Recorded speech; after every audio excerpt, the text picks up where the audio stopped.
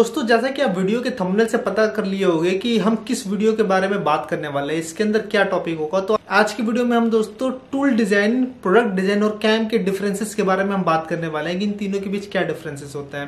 अगर आप product designing या किसी और फील्ड से रिलेटेड हो, अगर आपको डिफरेंसेस नहीं पता है तो ये वीडियो आपके लिए बहुत ही कारगर होगा। तो दोस्तों मैं हूं आकाश और आप देख रहे हैं YouTube channel design to future.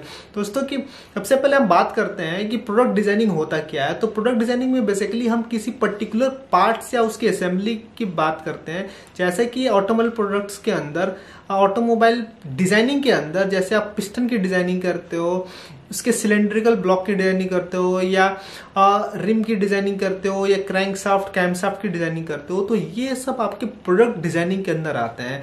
जब आप उसके 2D 3D मॉडल बनाते हो, फिर उसके बाद से उसकी क्वालिटी चेक करते हो, प्रोडक्शन के लिए भेजते हो, फिर प्रोटोटाइप प्रोडक्शन कराते हो, फिर उसके बाद से फाइनलाइज करते हो क्वालिटी इंस्पेक्शन के द्वारा, फिर उसके बाद से आप बैच प्रोडक्शन के लिए ड्राइंग प्रिपेयर करते हो, BOM एंड BOQ प्रिपेयर करते हो। तो ये सारा प्रोसेस आप जब कर लेते हो तो ये सारा प्रोसेस आपका प्रोडक्ट डिजाइनिंग की कैटेगरी में आता है। जी दोस्तों, प्रोडक्ट डिजाइन एक बहुत ही वर्सेटाइल फील्ड है जिसके अंदर बहुत सारे अलग अलग डोमेन की कैटेगरी है, जहां पे आप sheet metal domain, plastic domain और मोल्ड डिजाइन, टूल डिजाइन और बहुत सारी कैटेगरीज इसके अंदर अवेलेबल हैं। अब हम बात करते हैं दोस्तों टूल डिजाइनिंग की। दोस्तों टूल डिजाइनिंग एक प्रोडक्ट डिजाइन का ही पार्ट है, उसके अंदर का ही सब डोमेन है टूल डिजाइन। अब टूल डिजाइन होता क्या है, एग्जांपल के तौर पे सिंपल भाषा में आपको बताऊं, जैसे आप शीट मेटल की प्रोडक्शन करते हो, शीट मेटल की डिजाइनिंग करते हो, तो जब उसके अंदर कोई आपने बेंड लगा दिया, जैसे ये एक सिंपल शीट है, उसके ऊपर आपने शीट के ऊपर इधर साइड से ऐसे आपको बेंड करना है, तो यहाँ पे जो बेंड करने के लिए कितने रेडियस से आपको बेंड करना है, उस रेडियस से बेंड करने के लिए किस टूल की जरूरत पड़ेगी आपको, आपके उसके ऊपर अप्लाई करने के लिए कुछ डाई तो चाहिए, एक टूल तो होना चाहिए जो इसके ऊपर पंच करे और इसको बेंड कर दे। तो उसकी डिजाइनिंग की जाती है प्रॉपरली कि मुझे 2 mm रेडियस का या फलाना mm रेडियस का एक डाई बनाना है जो उसके ऊपर पंच करे और हमारा शीट जो है यहां से 2 mm का रेडियस का बेंड हो जाए।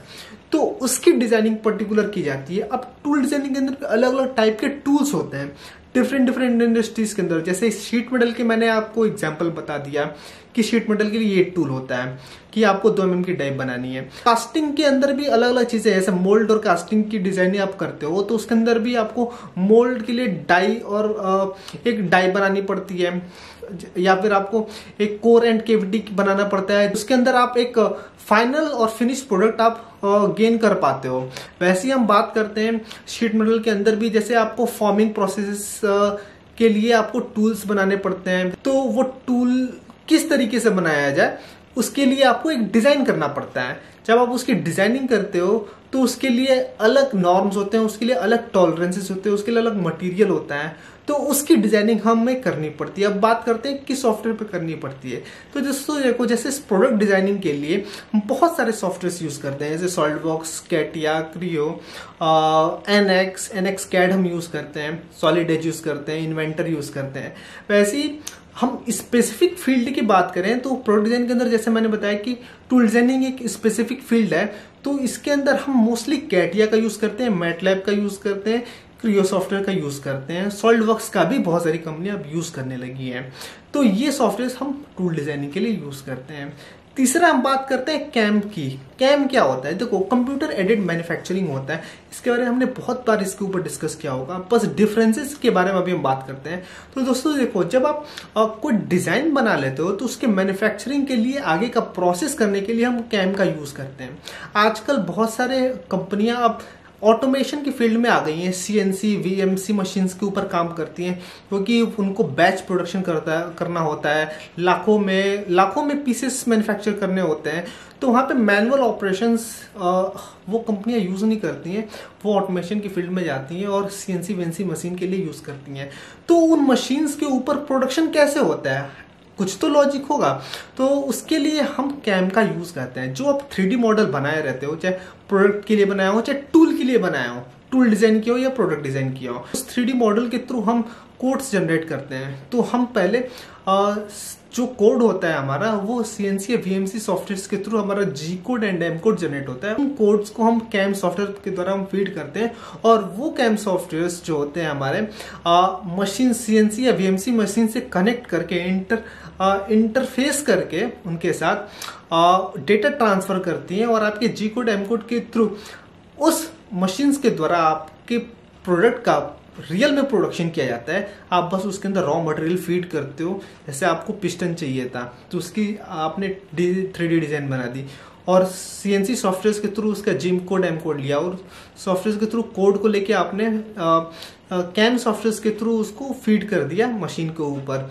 और वो मशीन बस आपको रॉ मटेरियल डालना है उसमें और वो उसके ऊपर मशीनिंग ऑपरेशन या जो भी ऑपरेशन आपने यूज किया वो परफॉर्म करना स्टार्ट कर देंगे। तो उसके लिए हम मोस्टली जो होता है NX कैम होता है, सॉलिड कैम, ये हम यूज करते हैं।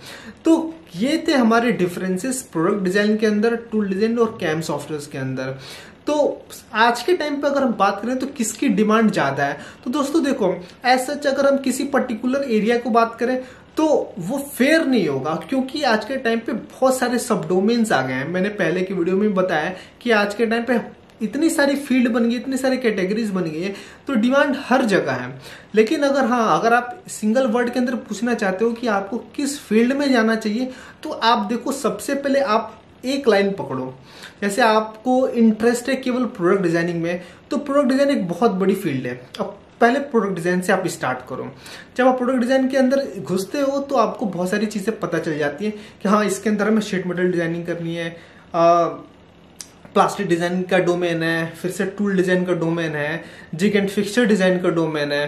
तो उस फील्ड में आप फिर जाते हो। जैसे आपने प्रोडक्ट डिजाइन से स्टार्ट किया, कोई बेसिक प्रोडक्ट डिजाइनिंग का आप काम किया, फिर उसके अंदर आपको पता चला कि आपकी कंपनी भाई इस डोमेन के अंदर स्पेशलाइज्ड है, तो आप उस डोमेन के अंदर एक्सपीरियंस लेते हो, तो फिर उस डोमेन के अंदर ही आप करियर बनाना स्टार्ट कर देते हो। तो दोस्तों मेरे कहने का मतलब ये है कि आपके पास ऑप्शंस की कमी नहीं होनी चाहिए।